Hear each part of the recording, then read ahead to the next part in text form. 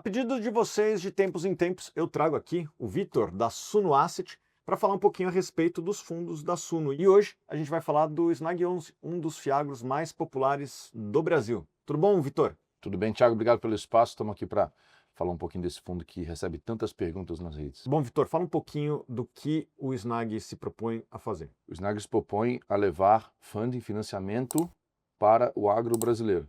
Essa é a função do Snag.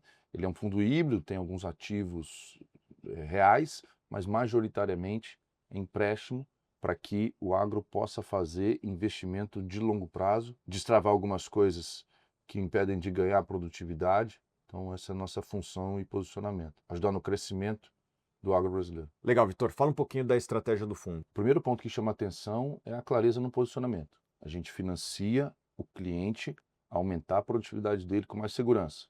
Como assim? Botar irrigação, armazenamento, uma máquina mais moderna, o CAPEX, né? A gente financia o gasto de capital para que ele aumente a receita dele ou para que ele diminua o risco de perda da produção dele. Então, normalmente são linhas que não são muito encontradas em bancos, vindo de CRAs, de LCIs, de linhas de custeio, plano safra, por exemplo, que são mais focados no curto prazo. O Barta, né? O cara pega, implementa, entrega semente futura, isso é só para um ciclo, né? Então o Snag ele vem para resolver o problema que não está resolvido, que é investir no aumento da capacidade de produção e no aumento na segurança da produção do produtor. Levando esse funding, que não é para ser pago em 2, 3 anos, é um funding de 5, 10, a gente fez um CRA de 20 anos, ainda faltam 16 anos e meio para ele vencer, por exemplo, e aí a empresa ou o produtor vai conseguir melhorar, investindo, por exemplo, em tecnologia que vai aumentar a produtividade, diminuir o risco da produção dele. E um outro ponto, já engatando, risco. O agro é um negócio, Thiago, que carregou o país nas costas e vai continuar carregando. É uma força muito grande. A gente tem uma vantagem competitiva frente aos outros lugares do mundo para produzir alimentos. Somos grandes exportadores de alimentos, isso deve aumentar. Então, isso traz uma segurança grande. Mas o agro ele lida com commodities, né?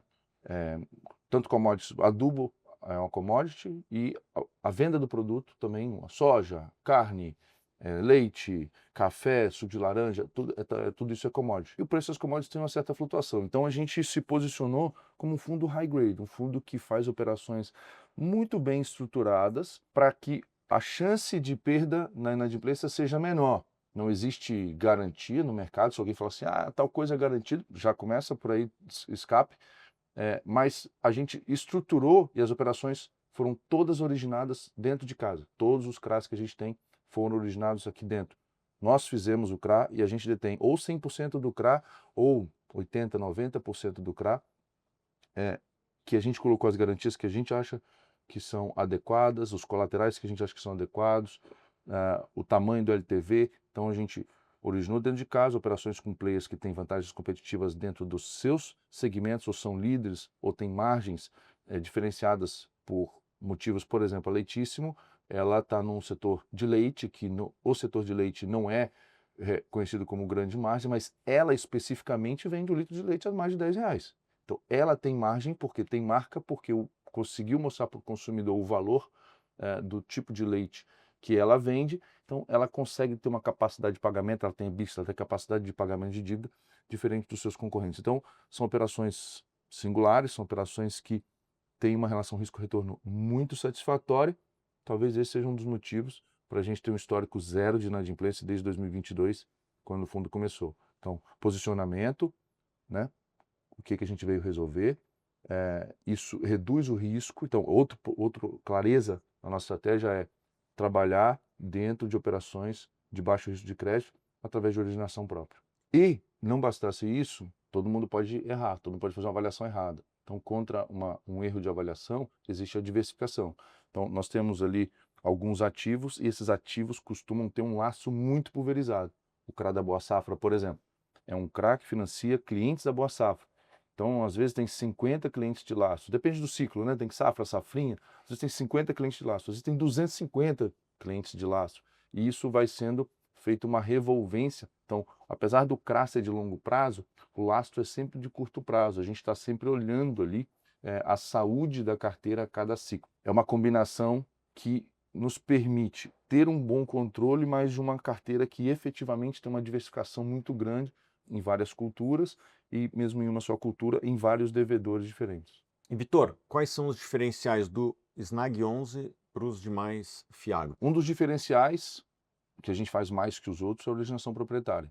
Tem alguns que fazem originação proprietária, mas também compram muito de terceiros e tal. A gente talvez seja o fundo que mais fez originação proprietária na proporção do seu PL. Quais são as vantagens disso? As vantagens disso é que você come o que você cozinhou. Então você não tem um intermediário.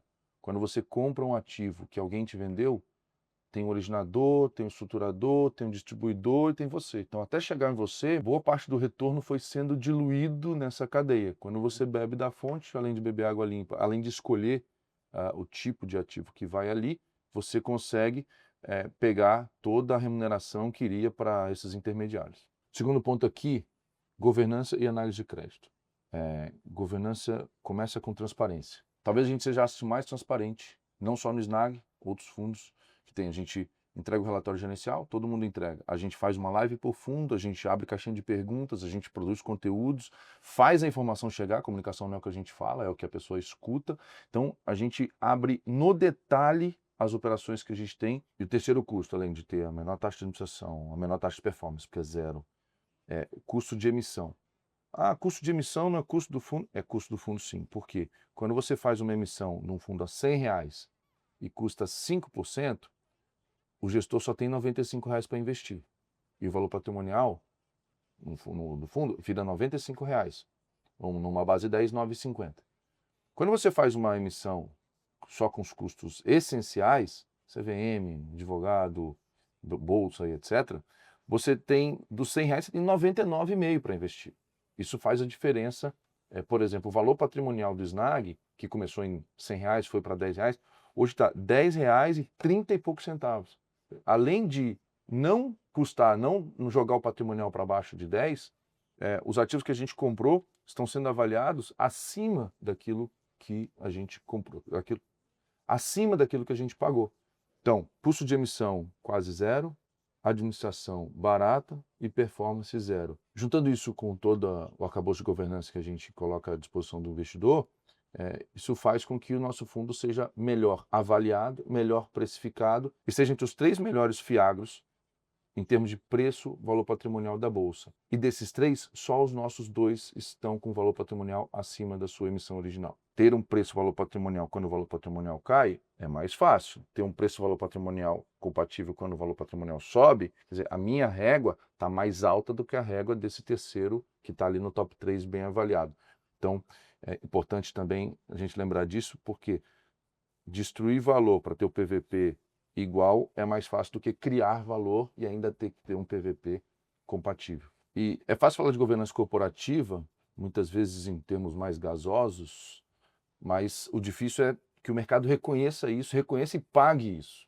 Isso esteja no preço efetivamente que o investidor pague, que obviamente muda ali o dividend yield, então é dinheiro no bolso do investidor, não é governança gasosa, não, é dinheiro de fato no bolso do cotista. Outro ponto que faz parte da governança, da transparência, da qualidade do produto é a análise de crédito que a gente tem. A gente tem uma análise de crédito, modéstia à parte, muito bem feita, tanto é que a gente até hoje não teve nenhuma inadimplência.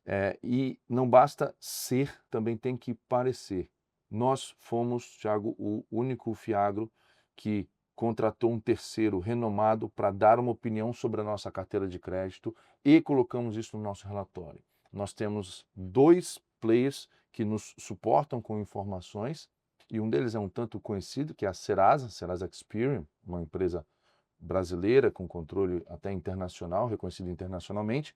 Ela dá a opinião dela sobre a nossa carteira e a opinião dela é parte do nosso relatório gerencial. Então, se um dia ela falar que a carteira é ruim, é ruim. Vai estar lá no nosso relatório gerencial a opinião do Serasa. Nós temos análise proprietária, nós confiamos na nossa análise, mas para que o investidor tenha uma segunda opinião, uma opinião externa independente, está lá no relatório gerencial. Isso, inclusive, se for copiado por outros fiagros, eu acho que melhoraria a indústria, subiria a régua da indústria. Então, é algo que só a gente tem, mas eu, sinceramente, gostaria que os outros copiassem essa prática, que isso fosse bastante comum, porque ia ser muito melhor se os investidores pudessem ver a opinião de um terceiro sobre a carteira de um fundo de investimento gerido por uma empresa A, B, C, D ou E. Então, isso também sobe a régua da qualidade e nos coloca numa posição seguinte: eu não posso colocar qualquer ativo na minha carteira, que a Serasa vai lá dar opinião e eu vou colocar isso no relatório. E alguém pode falar assim: ah, mas se der uma opinião ruim, ele não coloca no relatório. O dia que eu suprimir essa parte no relatório, vai ser muito estranho. Então, é uma transparência que não tem muita volta, sabe? Uma vez que está aberto, fechar é um movimento muito ruim. E a gente ousou em colocar essa transparência e vamos manter essa transparência de forma perene para que o investidor saiba o que exatamente ele está comprando. E como um terceiro diferencial, Thiago, esse ecossistema da Suno, que tem mais de 300 mil clientes, tem várias linhas de negócio, acaba que o conteúdo que a gente produz chega em muitos lugares e vem muita coisa para a gente, porque as pessoas veem nosso posicionamento, entendem o que a gente faz e trazem bons negócios. Não só no agro, como infraestrutura, como imobiliário. A gente recebe muita coisa de clientes da Wealth, de clientes da consultoria. Dá um exemplo prático, então. Um exemplo prático de cliente que veio por vídeo, pode ser? Pode. Pelo YouTube. Um vídeo como esse. Um vídeo como esse aqui. Estava assistindo um vídeo como esse, um CFO de uma empresa, da Leitíssimo, o Fábio. Ele estava assistindo o vídeo no YouTube, viu o que a gente faz, entrou em contato comigo no LinkedIn, falou: olha, você for da Leitíssimo, então, uma empresa, vocês têm um Fiagro. E a gente foi lá, conversou, entendeu o negócio dele. Confesso que quando eu vi o setor de leite, pô, setor de menos margem, vou receber o Fábio porque ele foi gente boa e vou ser educado. Conseguimos, né, o time conseguiu perceber o valor que a empresa tem, como ela gera, como ela tem margem, a qualidade dos empreendedores, a qualidade dos ativos que eles têm, e fizemos uma operação, depois fizemos uma segunda operação. Então temos 2 CRAs da Leitíssimo no Snag, fruto de um vídeo no YouTube. Então o ecossistema da Suno, ele traz bons negócios. A Boa Safra foi algo parecido, não foi por um vídeo, mas foi por um relacionamento também da área de research, da área de assinaturas. Então, e vários outros negócios que a gente já fez aqui, imobiliário, infra e agro, o ecossistema da Suno, ele trouxe e traz já filtrado, porque a pessoa já vem sabendo um pouco do nosso posicionamento. Isso nos ajuda, inclusive, na análise de crédito. E aí, Thiago, para resumir e finalizar, a gente está aqui gravando no estúdio da Suno, tem a biblioteca da Suno aqui, e todo mundo que começa a estudar finanças sabe que tem que analisar investimentos em relação a 3 pontos: risco, retorno e liquidez. Em relação a risco, a gente tem essa originação própria e se posicionou de forma high grade. A gente busca ter um risco menor, mais controlado. Isso se reflete também na volatilidade das cotas. Acho que a transparência que a gente dá, a informação que a gente leva para os investidores, fazem com que eles sejam menos apavorados do que a média. Então, a volatilidade da cota é menor e a qualidade do ativo é boa. Então, risco tranquilo. Em números, falando da cota, a volatilidade do SNAG e do SNFZ são as menores volatilidades entre os fiagros. Teve fiagro aí que despencou 50% lá em dezembro do ano passado.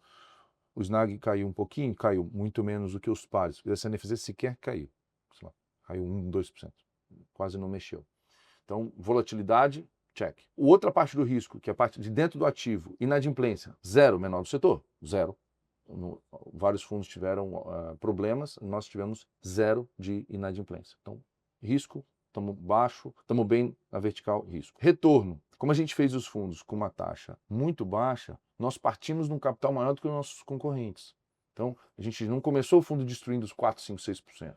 A gente começou o fundo com o mínimo custo possível e, partindo daí, fizemos bons negócios com originação própria, com uma boa relação de risco-retorno na carteira. Então, estamos entregando um retorno muito bom dentro do fundo. O fundo alocou em ativos que dão bom retorno e, pelo comportamento das cotas e o dividendo distribuído, no bolso do cotista também é percebido um retorno satisfatório frente ao risco que a gente corre. Então, risco ok, retorno ok. Liquidez, em que pese os fundos ainda não terem atingido a escala dos bilhões, eles têm liquidez compatíveis com fundos que às vezes têm o dobro, o triplo de PL, Thiago. Não é raro o SNAG negociar mais de 3 milhões por dia. Negocia 1, 2, 3, já bateu 14 milhões num dia, já bateu 8, já bateu 10 milhões num dia. São picos, né?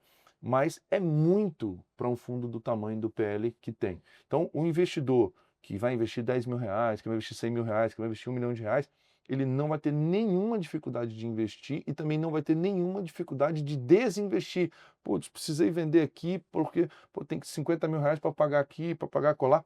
Ele não vai ter nenhum problema de liquidez, dado o histórico que o fundo apresentou desde que começou até agora, trazendo uma base de cotistas que já passou dos 100 mil cotistas, um patrimônio líquido do Snag, por exemplo, de mais de 600 milhões de reais.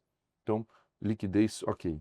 Risco, boa nota. Retorno, boa nota. Liquidez, boa nota. Essa combinação que você, para analisar qualquer investimento que você vai fazer, tá? Ah, vou comprar não sei o que. Analisa considerando esses 3 aspectos, que provavelmente vai te dar uma clareza melhor que você pode esperar dos seus investimentos. E Vitor, nem todo o investimento é indicado para todo mundo. Quem que você acha que deveria se interessar por esse tipo de investimento?